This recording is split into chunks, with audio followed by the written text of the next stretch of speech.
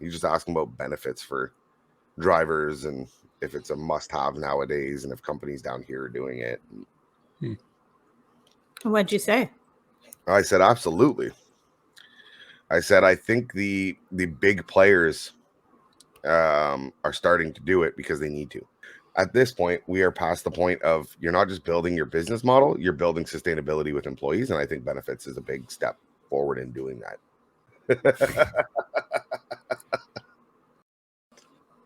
Say it again. No, it doesn't have the same effect the second time. Nothing does. I'm a one-shot wonder. We are. We don't do retakes. It's one shot or nothing. The people listening would have no idea if we did it again. I don't care. You're not that good of an editor. They would. Apparently, the new YouTube rules are you can't swear within the first 15 minutes. 15 But then minutes. you can? No. 10 to 15 minutes. They don't yet. No, you got to put train horns over them. I know it was always 30 seconds to a minute for the longest time. Apparently, they've extended that out. I've been reading up on a lot of podcasts.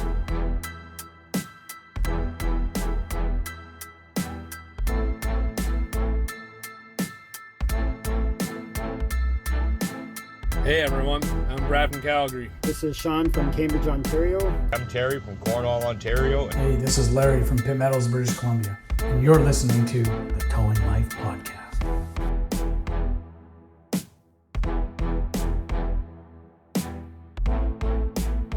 Welcome to the Towing Life podcast, where the ditches are deep, the trucks are low, but the drivers are not. I am your host, TowManG, and as usual, I'm joined by my co-host, friend, and former co-worker, the man with very strong opinions, Mr. PlainGuy. And I'm also joined this week by our wonderful producer, Sarah, that keeps everything working, well, greased, if you will, behind the scenes, week in and week out.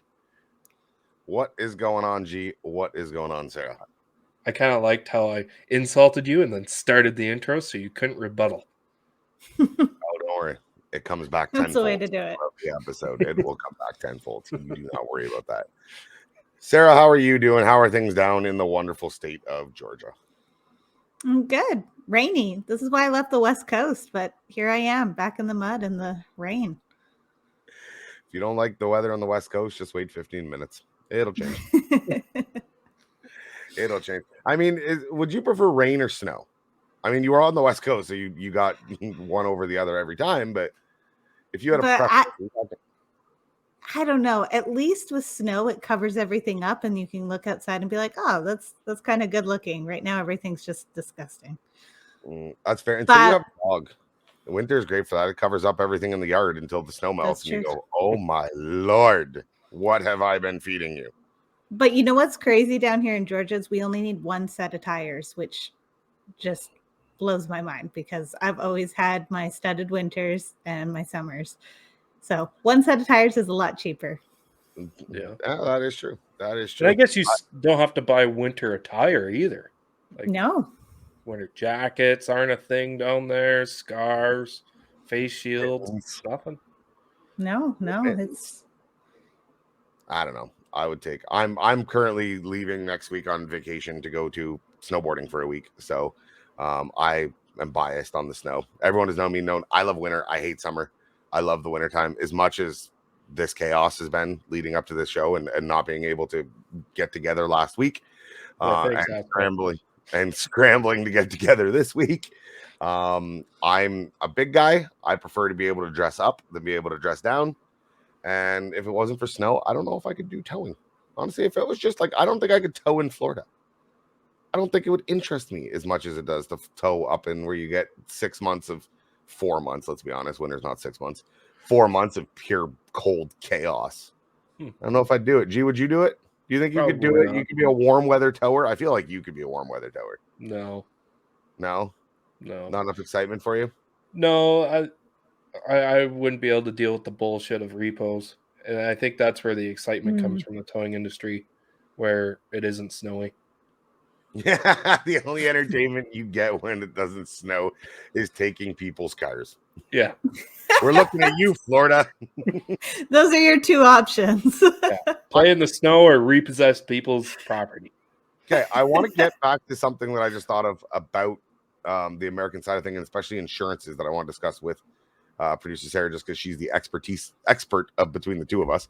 But before we do, it is a good time to mention we are always open and welcome to all your comments, questions, and concerns on the show.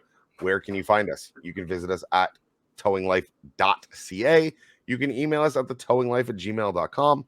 You can find us at the Towing Life podcast on Facebook. If you're watching over on YouTube, do not forget to hit the like and subscribe. Leave a comment down below in the section, whether you agree or disagree with anything that you hear today on the Towing Life podcast. Did I forget anything? Don't forget to enter our recovery of the month. It is still open. We just picked our last winner last episode. Congratulations, Mr. Jonah Robb from Perry Sound, Ontario, Constables Towing. It was a great month of January, sponsored by the month of Herbs Towing. Be sure to get your entries in now to be eligible for the February, I guess is the next month that comes after January, recovery of the month, in which we will announce on our last episode as February. You can win a $50 Canadian Amazon gift card and a spot in our 2024 calendar that'll go for sale near the end of 2023. Did I get it all? I think so. That was pretty smooth. I'll give myself a pat on the back for that one. Sarah, so I don't know how insurance coverage works down in the States. I can speak for experience. Obviously, a lot of us have dealt with insurance companies being in the towing industry, especially up here in Ontario, where if you are involved in an accident and you do not have collision, okay, you do not have collision coverage, you only have liability insurance, and you're at you fault. are not at fault. How does that work down south? The reason I ask, if you don't have collision and you're involved in an accident, but you weren't at fault. Oh, but you weren't at fault. Okay. Yes, you weren't at fault. So in Ontario, in a situation like that, the insurance companies will deem fault on the accident. If I were not to have collision and I only had liability insurance, my insurance would pay out my damages because I wasn't at fault and would then go after that person to repay my insurance company. The other person's insurance company, if they didn't have collision and they were at fault, their insurance company would pay my insurance company, but would not cover their customer, right? Because they don't have collision is only really free if you're at fault in Ontario. Right. I ran into a gentleman, and the reason I asked this, and I don't know how far they are apart because I can't read a map, from Tennessee this week. And it was that exact scenario. He wasn't at fault, but he didn't carry collision on his vehicle. And so he reached out to his insurance company, and his insurance company advised him that he would have to pay the towing bill and then go after the other person in, I'm guessing, civil court or some sort of court. Pretty much sue the other person or sue their insurance company. I know the U.S. is very sue happy, but do you have any insight on this, on what your coverages are like? Like if you don't? I only know because I did get into an accident that wasn't my fault. Okay. Like I'd been here for 6 months in Georgia. American insured vehicle. In your Honda Fit? No, my Honda Fit became from this situation. Actually, bless my insurance company. We had a 1999 Ford Ranger that we, like, every couple of months, we were putting hundreds of dollars into this truck to keep it on the road. And this lady swerved in front of us. Well, in front of us being me and my dog, actually. And she turned left right in front of us to go into a car parts place, like a pick apart of all things. And just didn't see me, and I hit her back end. Okay, I do remember you talking about this. Yeah. Slow down and everything. Yeah.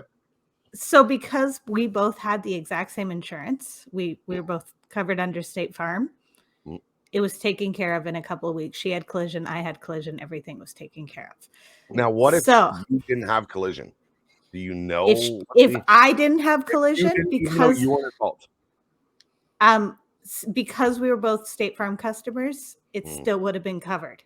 So that's when it comes down to having all these different competitors. I think it gets kind of difficult. So we were really lucky because we both had the same insurance that they were able to just bring up her claim and my claim and take care of it, and everything was said and done in a couple of weeks. Okay. Well, I But think if you're dealing with different companies. Your company, if you like I said, in that case, your company was able to go get the money from itself, in theory. exactly, Where if they had to go get the money from another company, they might not cover it and force you to go. I think after. you'd see that same situation where you'd have to pay it, and then you'd have to go after the other company. Really? See, that is one of the great things about Ontario insurance. You don't, if you're not at fault, especially now. The problem is a lot of people go, I'm not at fault. The police didn't charge me. I can't be at fault. Well, insurance actually has a system in which accidents happen that they deem fault. It's available online through whatever resources. I don't know what it is, but you can see a side to side is 50-50. This scenario of a car in front of a car, all those scenarios. You rear end somebody, you're automatically in the fault.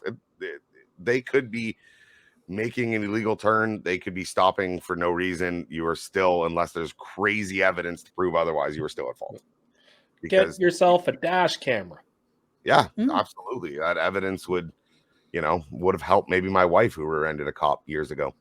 I don't know what if not, it would have made for great footage for the show. Especially if it had the audio recording. Oh my, it would be train horn after train horn. And then solid crying. Yeah, my wife's pretty tough. She cried when she got home. She definitely didn't do it there. I can tell you that for sure. So, that being said, it was just a question I had. It popped into my head with a customer that I had this week. So, thank you for answering it. It was a customer that you hit? No, like it was a customer who came in to get his vehicle. And unfortunately, even our police, who are not our local police department, if we have the collision reporting centers, all right? Mm-hmm. Well, we have a collision reporting center, which is privately owned, fun fact. But normally the police will do a report on scene in two scenarios. One, if there's injuries, that's 100% the cops are doing a report on scene. Or two, if one of the drivers is not from local, so they don't have to come back to do a report. So I don't know what this guy told him, because I believe he was staying with his girlfriend or his friend or his sister. I don't know who it was to him, what the relation was in town, but they didn't do a police report. And I was amazed, because that vehicle came back to our yard with Tennessee plates on it. And it wasn't until talking to the collision center the next day that I realized that vehicle had to get towed back out to go get its report done. Because as soon as you see Tennessee plates involved in an accident in the city, you assume that the police are doing a report on scene, because I don't think this guy wants to come back from Tennessee to come do it. But and that's when he just says, screw it, I'll leave the car there. You can have it was a nice car, and the damage wasn't that bad. It was one that it was an Infinity that I've never seen in Canada, like a FQ35 or something. It was a weird, I've never seen one. Why wouldn't you have collision on that? I mean, that's a very good question. Cost. I'm gonna guess cost. They spent it all on the car. I don't know what insurance rates are down south. I know Ontario has one of the highest in the country, at least. I don't know about the world. But it's probably a tax return car. He got his tax return, bought the car, decent finance rate. Couldn't afford the better insurance. There you go. There's all kinds of different scenarios out there. So, Sarah, talk to us about Niagara. Well, it has a very nice waterfall. No, I'm kidding. On the Canadian had someone message our page last week about this topic. We had someone message our Facebook page about this. Oh, perfect. Really? Yeah. There's a really nice waterfall on the Canadian side. I think it's actually on the American side, but you can't see how good it is until you come to the Canadian side. That's the one thing. Whenever I tell people I'm from Canada down here, have you been to Niagara Falls? And I'm like, no, I'm actually from the other side of the country. Canada's a big country. But you've never been to Niagara Falls? No. I've been to travel. I'm surprised you've never been. I've been to Ontario once and Quebec a few times, but I've never been to Niagara Falls. But that being said, Niagara Falls, or CAA Niagara, has maybe a really cool new idea. And they want to equip towing vehicles with this alert technology to protect their drivers. And the way it works is that it's supposed to connect with Wave or Apple Maps. It doesn't look like it connects with Google Maps yet. But it's supposed to alert drivers who are using that app that, hey, up ahead is either a collision or there's a tow operator on scene, slow down and move over. I like that idea. Well, Google bought Waze, if I'm not mistaken. Google Maps. Oh, owns really? Waze. Yeah. They brought in a lot of their integration. I believe that happened a couple of years ago. They still, which is weird that they run them as individual apps. I guess there's some sort of advantage. I'm not smart enough to know. But I do like the idea, because if anyone who's ever used Waze before, it's got its features. I didn't like it as much as Google Maps, but it had its features where, there's a cop ahead, right? And it was as easy as to report as tap, and it's been reported that there's something there, right? I think there's like 2 taps. You can tap, and it would be, incident, accident, incident, cop, whatever it was. It was all, I mean, it's probably still considered distracted driving, but it was nice to avoid the cops that were doing radar. Google Maps is very similar now. When you're driving in a region, it'll show a little radar. It'll show a little accident. I don't know how it gets its report. It's probably stealing them from Waze. But to get a notification that a tow truck is up ahead, and depending on what it does with that notification, if it's just like all the other ones where it just says, car stopped this far away, like the picture in the article that we will post in the description on YouTube and on Spotify and anywhere else you listen, the notification that's showing up in the picture is that was already there. That car stopped, I believe, has been there for a while. I don't know what integration they've added in. Well, they probably brought in the actual little text, and it gets automated by the HAAS alert system. So under that, I'll put the picture up on the video side here too. I'm wondering, roadside assistance, slow down and move over. I'm wondering then if it's integrated through their software, meaning so when they get driver, it's not user reported. No, it's the tow operator himself. Once he pulls over, he has to click the button saying that I'm on scene. I'm assuming CA has their dispatching software that auto marks you on location. That could probably be integrated as well. And this isn't a new thing. It's been going around. I know a guy, TowManG 127 in the States. He runs the exact same HAAS thing as well. And he's been running it for a couple of months that I've seen his posts on, and he seems to really enjoy it too. It's a good idea. Anytime, like, let's be honest. They're running us over and hitting us because they're looking at their phones. So warn them on their phones that we're there. I mean, it can't hurt. It couldn't. Any program that you see like this can't hurt, right? Like, I can't see how this program would go, oh, there was an increase in operators with close calls or near misses by 70% because we were notifying through Waze that there was a tow truck stopped on the side of the road and reminding them to slow down, move over. Right? I can't see it hurting. But good on, I say this very rarely, but good on CAA. They have been, they have really taken initiative, especially in Ontario, for years on the slow down, move over campaign. Of all the, whatever my personal opinion may be, they have always taken big steps towards trying to affect change in the industry when it comes to awareness and when it comes to slow down, move over. And this is definitely, in my opinion, a step in the right direction. It can't do any harm. Is it the best solution? Maybe not, but it's definitely a step in the right direction. I remember seeing something probably last year that they were trying to implement something like this on like smart radios in your car. So like it would pop up if you have sat nav in your vehicle, it would pop up on your actual map in your car. Right. So like integrating live data maps into your for road conditions and things that happen. Again, the same equivalent. I think I could see that going away because a lot of new vehicles now run Apple CarPlay, or I don't know, Android's called CarPlay too, whatever it is, where it just mirrors your Google or whatever navigation app you use on your phone right on your screen. So to have it set up directly to one manufacturer's nav would be kind of pointless. Yeah, but no, it's like I said, anytime there's advanced warning, right? Advanced warning is huge. And if something like this, where it shows up, it says 0.5 of a kilometer away, so half a kilometer is advanced warning, and any advanced warning is better than none. That's always been the benefit of aero trucks. That's been the benefit of, crash vehicles is advanced warning. So the more you can get that, the better, the better chances we stand of not playing Frogger that day. Especially if this is driver activated. That means he can activate it when he gets there and he can clear it when he leaves. So it's not sitting there and there's no longer anyone there. Because I know you would get desensitized to that, just like our flashy lights. if you always see something like this, and when you get to where it says it is, and there's nothing there. I went through Toronto last night, and we talk about desensitized. I seen one of those guys that we talk of. Oh, the guy who just drives down the 400 corridor, empty. Every light on. No, he was loaded. He had a Honda Civic. Wheel lift or on the bed? Wheel lift. Yeah.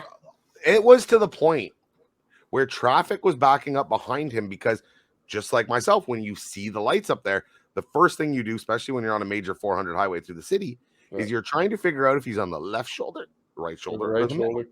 So you're looking for a reference through the traffic that's come. You know what I mean? Like, and so I'm like, oh, he looks like he's on the left side. Okay. I move over an extra lane to the right and prepared for when I eventually come up to him. Suddenly, he's on the right side. Is this guy moving? But I seem to be closing the gap pretty quick on him. I can't tell. Like, it was a lot of traffic and spread out over a long distance. And no, sure enough, this guy's just going down the highway. I watched him get into the collectors. Every light on. And his lights were bright. I will give him his lights were bright. On the side of the highway, those lights were very effective. When you're going down the highway, I could not see his tail lights to figure out which way he was going. I had a hard time seeing his toe light because it was nighttime. And like I said, it was just blinding out everything else. And it's like, oh, you were one of those people. One of those people we will get to later. You need to have like when you leave your lights on in your car and your car tells you, hey, you left your lights on. Yes. I think you need a little like ding, ding, ding. Oh, but ding. it's at night. He knows those lights. Oh, yeah. Well, he damn yeah. well knows. He damn well knows. If it, well, I swear to God, it's hooked to the drive. When they put it in drive, they automatically turn on. But yeah, no, during the day it happens. We've talked about that before where, you know what I mean? Like you come up to a stop sign and you see the reflection bounce off and you're like, oh no, my lights are on. Yeah. Or you pull up behind a school bus and you're like, ooh. Yeah. It's just anything with a reflective will really bounce off during the day and you'll go, oh no. But this is like 1 o'clock in the morning, pitch black, and I don't care how well the highway is lit in Toronto. You know your lights are on. It is bouncing off everything around you. Yeah. So the hell with that guy. Yeah, it makes it hard to see. Ruins it for everyone. Not safe. One bad apple spoils the bunch. But yeah, I think this program is pretty cool. I was skeptical when someone first talked to me about a similar program. He called it Recognize, which I thought was kind of clever. Like Recognize, and he wanted to recognize all operators on the road. And he told me about it, and he was like, yeah, I'm working with the software and I'm working with the app. But I think he had his own app, and my criticism of that was I was like, okay, so you need to download your app to be checking for roadblocks on the road. And I'm like, no one's going to do that. No, it needs to be. I was like, if you could integrate that with Google Maps, it makes perfect sense to me. Well, here we are 4 years later, and it's happening. Yep, somebody did it. So, G, when it comes to playing around with stuff and this guy with all his fancy lights on, even that we were talking about on the highway, when is in your company or in your opinion, what power should employees have, contractors, anyone who is not an owner of a truck, what power should they have for modifications on their trucks, whether it be adding lights, whether it be adding chrome, whether it be all this kind of stuff? I know this is a topic you have wanted to talk about for a long time. I've managed to avoid it for about 7 episodes. Yeah. But where do you stand on it? And then I'll argue you whatever your point is, because we probably disagree. So I'm a big believer is if you want to spend money on it and it's not a permanent thing to the vehicle, sure. If you want to put like a little arrow stick in the back window or some visor lights, like strobe lights, or if you want to get some new pylons, or if you want to get a new piece of chrome on the truck, sure, you're paying for it. Now, in my eyes, if I'm an employer and I see this guy's literally decking out my company truck in a tasteful way, I know that he's probably going to be here for the long haul, because someone's not going to go out and spend thousands of dollars on a big chrome bumper and slap it on the front of a tow truck if they're just planning on leaving next week. Like, that's not going to happen. But what I kind of don't like is, I get it, they're cool. Steering wheels, okay? I've had a couple of operators throw steering wheels in trucks, which is fine. But the problem is, it's a work truck, especially if you have other people getting in and out of your truck. And I'm a big believer, take your gloves off, leave them, put them underneath the seat, put them on the floor. Don't let your gloves get any higher than the seat of the truck itself to keep that mess down below. But I've had this one guy, anytime someone gets in his truck, if you scratch my steering wheel, you're paying for it. Well, then why is it in the truck in the first place? Like, we're talking whole steering wheel? Like a whole ass steering wheel, rim, it's got a fancy cutout, fancy like design on it. I know who it is. I got a funny idea. No, there's two of them. There's two. Oh, you have two of those. Two of those. Two trucks that I do not want to drive for the risk of me accidentally putting a scratch and peeling a wrap off a steering wheel for whatever reason, regardless if it was my pant touched it and the button touched the steering wheel or whatever the case may be. Yeah, so I thought we were talking like steering wheel covers. No, steering wheel covers, I'm all fine with. Fully customized or whatever they are, full steering wheel. Yeah, like he had to take off the Freightliner steering that's my wheel. first question. Yeah. Where is the factory steering wheel right now? Sitting in the shop. Okay. So obviously, if you're going to replace something like that, and we're talking about employees or contract, whatever it is, somebody that is not the owner of the truck. Yep. Then and 10 year, in my opinion, 10-year plays a long thing in this, right? If I've got a guy who's been with me 6 months and wants to put all this stuff on the truck, it's probably gonna be like, let's talk after a couple of years. Yeah. Yes, it shows that you're investing in the long run. Yes, you're right. If a guy's putting all this money, he's probably not just going to take off next week. Mm-hmm. But that being said, until you've proven yourself, I don't think you deserve that right. Yeah. But if it comes to a point where it is affecting situations like yours, it's coming off. Yeah. If it comes to a point that in any way, shape, or form, it is affecting your business. Mm-hmm. I'm not just saying it's you because you can be a little prissy and whiny sometimes. I'm just saying I'm sure other operators have had this, you know what I mean, where, you know, the stress or whatever it is, or even the operator who put it on having to tell people this. Yeah. If it is getting to the point that it is affecting operations, it's coming off. Mm-hmm. It's coming off because there is a certain amount of customization that's okay. You want to put, like I said, lights. You want to replace the lights. I mean, talk to your company, and you would hope that if it makes sense, they would do it. Mm-hmm. I mean, companies, you know, as much as a lot of guys will see that owners and different things, you know, they feel like they're out of touch. Remember that they've built a business, that they've built this place that you work for. So there's a good chance that they know things that you don't know, right? Mm-hmm. That's why they're in the situation they're in, you're in the situation you're in. But you can't have it affect work like that. You can't have it a funny like situation. If I'm getting in and this guy's got this custom seat, you know, because orthopedic or something, I'm in. Okay, cool. I get it. You know, it might not be the most comfortable for me to drive, but it's comfortable for you. If this guy says, you better watch out not to do this with my, you know, I don't know, like make sure your buttons are tucked in on your work pants or something like that, like then put a cover over it. The reality is we all take precautions, and I'm a big believer like you. If I ever see the gloves on the dash, somebody's getting hit. Yeah. So there is like certain things that come into play. Yes, if I have a nice, again, a seat, don't have your gloves sitting on my seat. If I've done some custom work on the dash, don't have your gloves sitting on my dash. Like things like that, I understand. But a whole steering wheel, I don't think I've ever seen anybody, for the sake of customization, change the steering wheel. Like I'm a firm believer, especially if you're driving around in a Freightliner with the two crappy little speakers on the dash. If you want to put a couple of like 6x9s under the back seat, go for it. If you want to put a couple of accent strip lights around the dash to make it a little bit brighter so you can see your paperwork on the floor at night, go for it. What I don't like, well, in this instance they were, but the lights, this operator himself drives around with no air in the seat at all. Like absolutely none. So he put strip lights on the seat.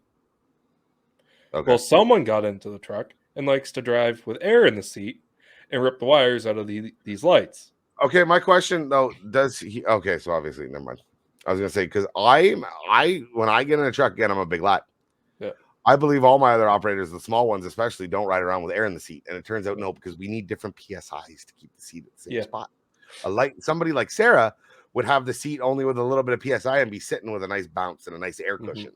I get in that truck and I go, Yeah, we need a lot of PSI to get us back up there. Exactly. So, Right. But no, okay. If it didn't break the lights and then it broke the lights, it's like I said, he's riding around with no air because he's he actually runs around with no air, like none. He likes to sit on the floor. Air seats. The whole point of air seats is to protect your back.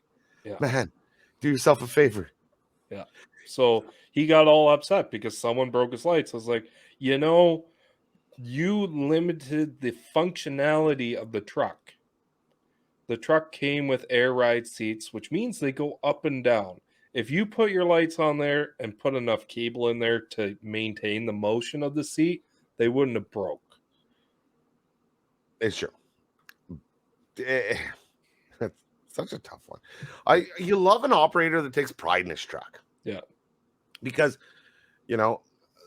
taking pride in your truck, like you said, it shows a dedicated employee. Mm-hmm. It shows somebody who's going to be around it. And in a world where turnover is high and labor force is low, you want that. But at the same time, it's just like everything in this industry. Let's be honest, it's a fine line to walk.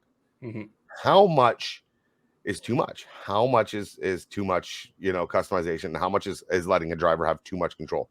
Names on doors, yes or no, yeah or nay? Magnets, sure. Ooh, good one. Yep. Good one. I go nay. The only name that should be on the door is the company's. Yep. Or somebody or a person who owns the truck. Yep. And the reason, my opinion on this, is because it's entitlement. I want a driver to be proud, but it's entitlement. So whenever I ask you to go drive another, well, that's not my truck. That's my truck. My name's on that truck. Like, get the hell out of here. You're a company driver. You know what I mean? We do our best to accommodate your situation and have you in your truck. Like, I like the idea of assigned trucks. I always have. But at the same time, it doesn't become, well, this is my truck. It becomes, we have a job to get done. What truck is going to be the most efficient? What do I need you to do? How, you know what I mean? How can you make your... And unfortunately, that's the biggest issue I find with it. Like, you can customize your truck all you want. It fits you like a glove. That's fine. But then someone else gets into it. They have no idea what's going on because it's not a basic truck. If you have to go over all these different controls and switches that you've added to every guy who gets into that truck, that's going a little bit too far. Well, yeah, that comes down to just your basic trucks too, right? With training on trucks, I have 2 trucks that are identical. It's very easy for the drivers to understand. And then I've got one that isn't. And, the 2 trucks that are identical, they're airdrop automatically. As soon as you release the parking brake, the air builds back up. The new one doesn't. It's a manual switch for the airdrop. Well, the fenders weren't adjusted right. And somebody drove with the air ride down when we first got it and wore a hole in the side of the fender. Nice. Because the tire was rubbing on the fender. So it's little things like that where, like I said, if you start customizing the truck for it to do different things, but everyone's not aware of it, it's going to lead to problems and it's going to lead to issues down the road. The biggest factor about it is switching trucks. You're having an operator jump around into truck to truck. If you are the only person to drive that truck from the day you get it to the day you get rid of it, go for it. Even not, or you're the boss. Yeah. Like I said, or you're an owner who customizes his truck and says, if you break anything in this, I'm going to beat you. That is allowed. I mean, the beating part probably isn't allowed, but the owner heavily frowned upon. Yeah, like everyone knows the boss's truck. You don't mess with the boss's truck. Yeah. So, but whenever it comes to, Carl, who started towing 6 months ago, get out of here, Carl. Get out of here. You think I'm going to take, it's not an ego thing, but you know what I mean? You walk up to this kid who's been out 6 months, just, hey, better watch my new radio in my truck. Shut the hell up. Who are you? I have never heard of you before. Where did you come from? So, which leads us to a great topic to wrap up the show is pet peeves. We all have them. See, the difference between you and I is I don't air my current pet peeves with my employees directly on this show or with my coworkers directly on this show. No one at your company better listen to this show. Oh, they don't. They used to. That was going to be my question. Yeah, I was going to ask it after the show, and then I wanted to ask it on the show. They used to. And then they just stopped.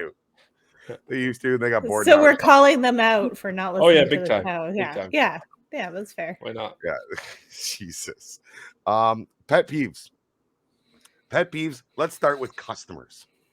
What is your biggest pet peeve of a customer? And I don't want to hear that. You want to neutral? I mean, that's annoying, but it is what it is. What is it about something that a customer does that absolutely drives you bananas? If I'm loading their car and they've been standing there watching me, and while I'm loading their car, they just go and get in my truck. Okay. Like they go and they open up the door, and they'll normally open up the passenger door to the truck, and I've got my whole office is on that seat. Then paperwork goes flying out of the truck because company policy, I got to put them in the back seats now ever since the COVID started. So Okay. that's where they go, and a lot of people don't realize that. So I've always gotten to the habit of I open up the door, make sure there's room and the seatbelt's available. If there isn't, then I shove a couple like my long bars underneath the seat, and then I get them up in the truck and I close the door for them. But if I'm not paying a close enough attention while I'm underneath hooking up chains, I kind of can't do that. So yeah, that's a good one. I don't mind it so much. But it is true. You do have that customer where it's like, where'd my customer go? He's in my truck. Thanks for letting me know.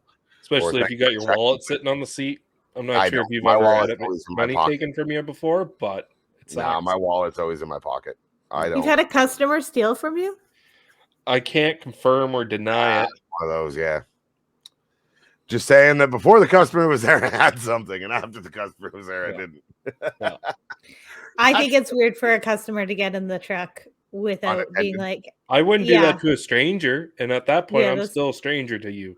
I'm pretty sure we went from don't get into a car with strangers to I'm going to order a stranger to pick me up and give me a Yeah. ride with apps like Uber. So, I mean, that ideology is gone a long time ago out the window. But yeah, no, I think it's at least I've had people ask me, "Hey, do you mind if I hop up in the truck?" Sure. Mhm. All right. If you're in a highway situation or a dangerous situation, Yeah, that's the first thing you do is get them I in had your that truck. last night where it was, I don't know how to get in neutral. You get in my truck, I'll take care of it. Yeah. It was one of those Dodges with the pull cords, and it's like you just get in the truck, I'll deal with that. You know what I mean? Like, I mean, we go into their car without going, "Hey, do you mind if I get in your car?"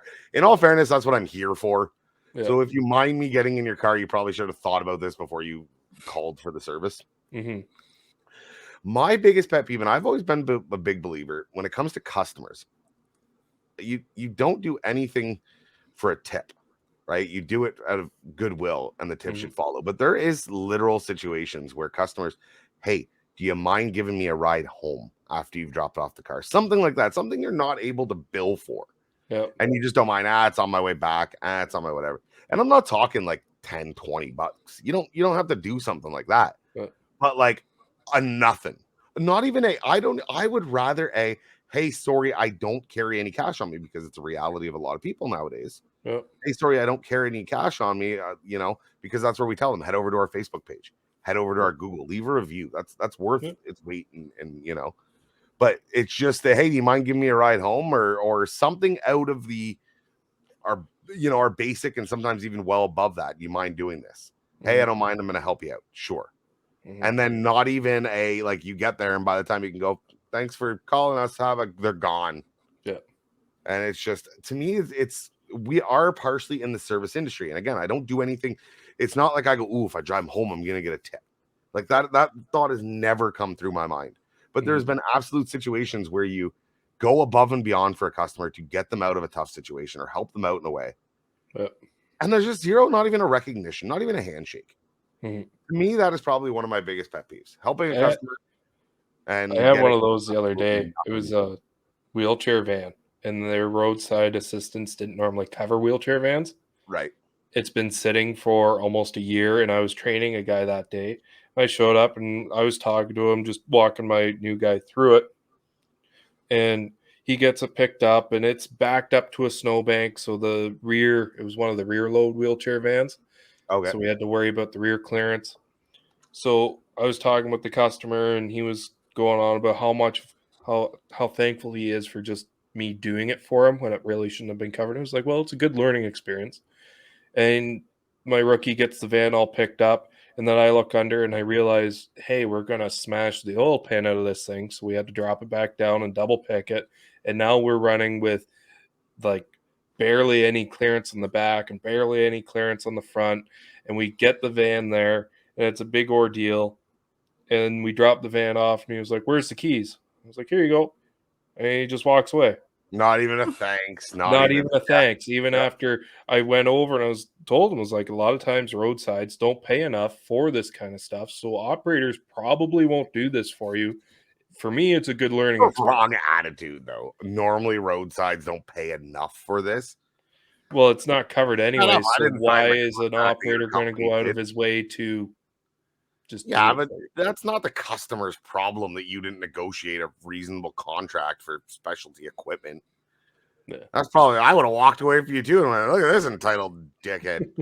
But yeah, no, I get what you're saying. I thought you meant like it's something that roadsides don't cover. If they don't cover, No, that's I'm the saying story. like this roadside didn't cover wheelchair vans. Okay, so it's not that just because operators Yeah. didn't want to do it because they're on commission and it doesn't pay enough. It was literally the roadside doesn't cover it. Okay, Yeah. then sorry, I take it back. Yeah. You're a nice guy. I retreat. That's a first. And we have that recorded. Yeah. No, we don't. I have admin access. We are deleting that from the recording. I just don't know how to edit it.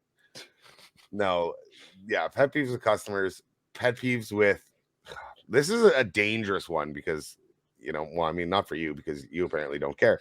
Pet peeves with coworkers or pet peeves, not even let's say with coworkers. What is something that you see an operator do and it drives you nuts? Like it is something that they do that you go, I'm gonna kill this guy. Every time you get a broken ball joint, tie rod, anything that's not your norm, you call and ask for help, even after you've been shown multiple times. Oh, okay. So lack of confidence to pull the trigger on their own, and yeah.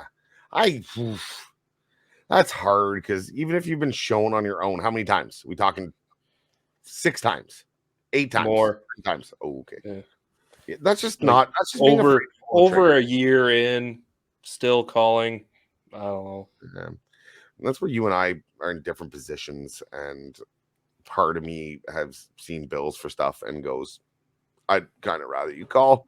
Yes, I want you to flourish and grow into the operator that I know you can be. Until I receive a bill for a claim. So it's kind of one of those catch-22s. But okay, so that would be one of your biggest pet peeves with operators? Well, it's even more so. I've worked with this one guy where he would call and ask for help, and I like walk him through it over the phone, and then he would just say, "Oh, well, why can't you just come do it? It'd be easier in a wrecker instead of a flatbed." I said, "No, it's your truck, it's your call. You can do it." And then without me showing up to help him, like I was planning on doing it, he gets it done. And then the next time he still calls for the same situation. That's just laziness, Yeah. is what it sounds like. I don't know this operator. I don't know any of it. It sounds like laziness. It's more, this is more work than I want to do. It would be easier to either call for help and then somebody will just come do it for me. Again, I don't know the operator, I don't know the scenario, but I'm a firm believer if I show up to help you, I'll tell you what to do, but you're fucking doing it. Fair. That's fair. It's not the worst thing. I've showed up to help guys, and I delegate the work and go, okay, well, here now and do this, and because you go get your jack and jack up this side of the car and go get a ratchet strap. I'm going to get here and do it for you. Mine, I have 2, and one I've voiced many times on the show. I was watching a driver the other day, and I've had this argument with people before with the driving on versus winching a car on. And I am in a parking lot, and I am watching this operator drive on a pickup truck onto a flatbed Dodge Ram. And I'm sitting there going, okay, this is going to be good. I'm just going to sit here. I was fueling up. He was out of fuel, like at a fuel station. I'm watching him, and he comes up and he pulls up to the bed. And he spins. And he gets out. No, he gets out, and he goes and he checks his left to right to make sure he's fairly centered on it. Okay. And then he gets going up the bed, and then he spins. He's in 2-wheel, and there's a bit of snow, whatever. He spins on the bed. So then he's switching it into 4x. And I'm watching all this happen. And then he pulls up, and he stops, and he opens his door, and he checks, ooh, I'm not quite far enough forward.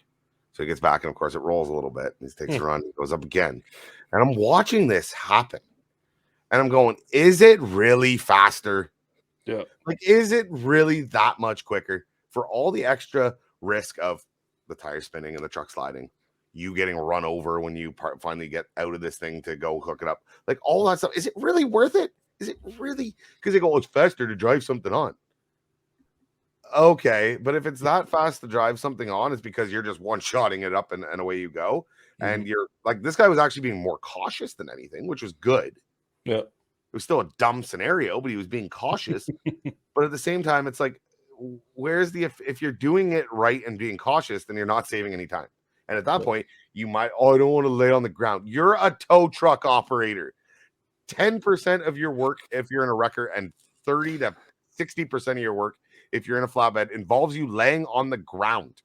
If you don't want to lay on the ground, go work as a cashier at McDonald's. You probably make almost the same amount of money. Probably will. And you think we deal with stupid people? Good luck to you. Yeah. But no, it's true. It's you know what I mean? If you're doing it cautiously, it's going to take the time. And I just driving stuff on. I thought that was a big no-no. It is. But it's still so widely accepted. And I'm sure if this made a clip on Facebook, there would be 20 people in the comments going, it's just fine. You're just this. I've been driving it on for 35 years. I've been driving them on since it was horse and buggy. We used to ride the horse on instead of drive the horse on. Like, nothing's ever happened to me. The only thing now, will you admit driving equipment onto a bed? Yes. Okay. Yeah. Yes. Hydrostatic stuff, different things like that. Different rule. Yeah. Different. Not to mention a piece of equipment. Like, let's talk a scissor lift. Yeah. Let's talk. I mean, I'll do bobcats and stuff. And honestly, a lot of times you need two people. You need a spotter for it. Mm-hmm. But like scissor lifts, I can kind of walk around on top of the platform and see what I need for space. Yeah. A car and a scissor lift. Yes, they can slide off the sides. That's why you got bumper rails, and sometimes that's where they come in handy. But I'm not ripping a bumper off of a scissor lift because the clearance wasn't there when I go to drive it up the bed. Yeah. I'm not hearing clunk when I put it into into neutral or reverse to offload it because of the angle. And it's the equipment and cars are two different things. But yes, 100% equipment is one thing. But cars, just winch it on. Okay, fun fact, guys. A lot of cars now have a little screw you can just screw in, and you don't trust it. Okay, we'll put the tether on to the control arm, or hook. Just lay and put your J hooks, or find your T. Like it's not. We have revolutionized how easy it is to hook up a car, and you people, Don Cherry in it here. You people want to still drive them on the bed. All the American listeners, if you don't know who Don Cherry and the "you people" comment is, please go Google it now. Well, that's actually a new Netflix movie, so that's probably where they're thinking that reference is from. Yeah, perfect.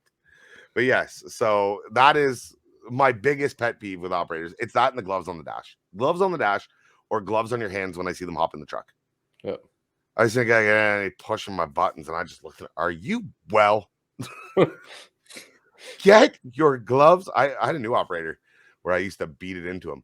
Take your gloves off in the nice person's car.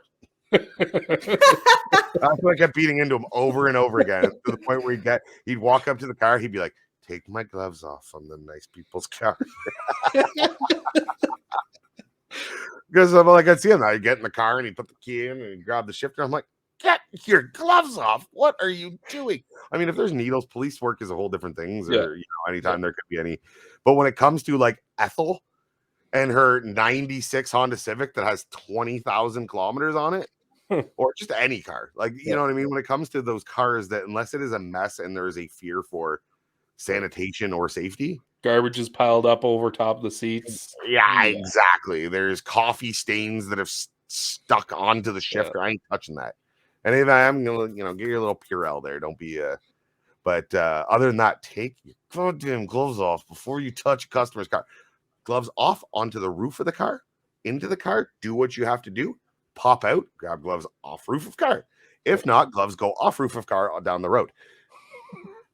I normally put them like right on the windshield, right at the bottom corner. I lost a pair of Helly Hansen impact resistant gloves last night. I was so sad. You ever go driving when you lose a pair of gloves, but you I hate only when you lose see one it. of them. Yeah, I normally lose both, but I hate when you see it. I'm on the 401, and I have not long from just leaving my hookup. I just happened to look in my mirror and I go see, Oh, shit, those were good ones. I like those gloves. You know what I lost yesterday? Your sanity. My toe light. Oh no! I no. put it on the back of this Chrysler Sebring convertible, Ooh, and there's it's some stuck plastic. on there. Yep. And I took off, and when I got to the drop, it was no longer there. So I retraced my whole steps, and it fell off right where I picked it up. I was like, "Oh, nice. thank God!" Oh, nice.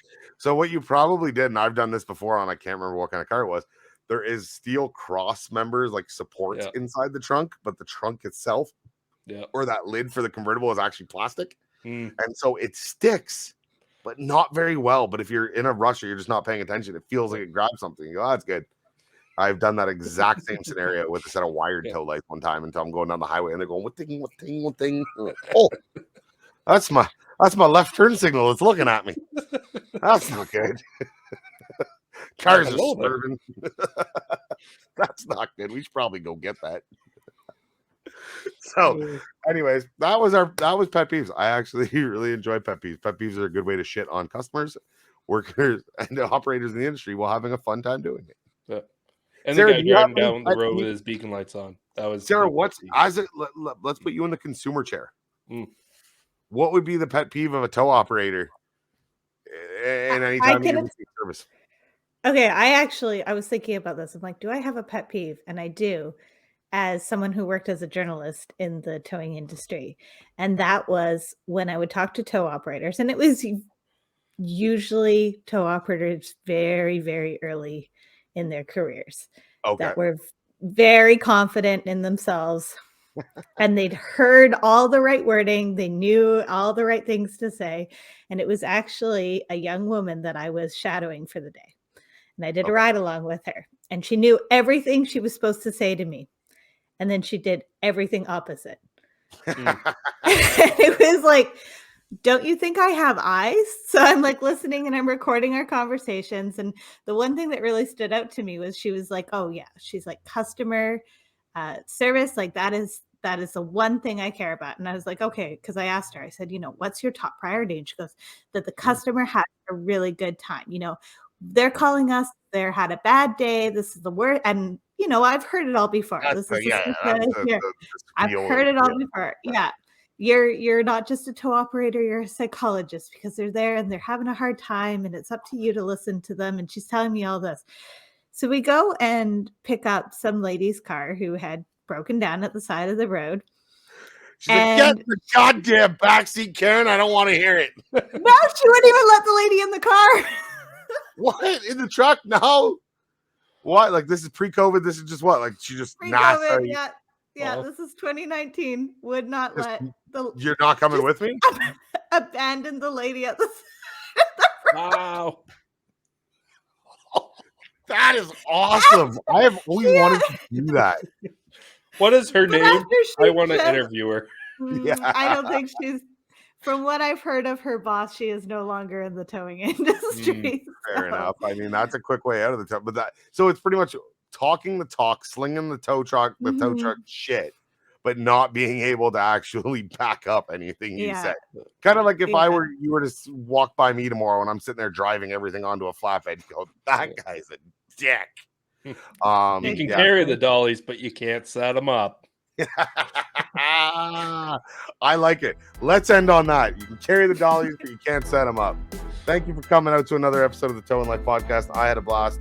I hope you had a blast, Sarah. You are always entertaining as usual, and all the information, the real towing news that you bring us. Thank you once again. On behalf of myself, on behalf of TowManG, on behalf of producer Sarah, towinglife.ca. See ya. Toodles. Bye.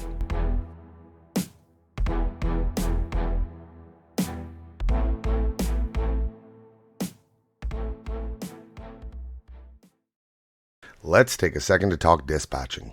Call taking and dispatching is a vital part of the towing industry. That's where Live Dial 24 comes in. With live 24/7 call answering services, Live Dial 24 has your back. Your customers are in good hands. Their team of professional, upbeat, enthusiastic, friendly customer service experts are ready to impress you and your callers around the clock. The best part? They are so good at what they do, both you and your customer will swear they're in the office with you. Unlike other call answering services, LiveDial24 is a pay-as-you-go service with no contracts or minimums, meaning you only pay for what you need. To book your free consultation, visit them at www.livedial24.com. That's livedial24.com. I love that. Gee, that was great. Is that going on a shirt? You can carry the dollies, but you can't set them up.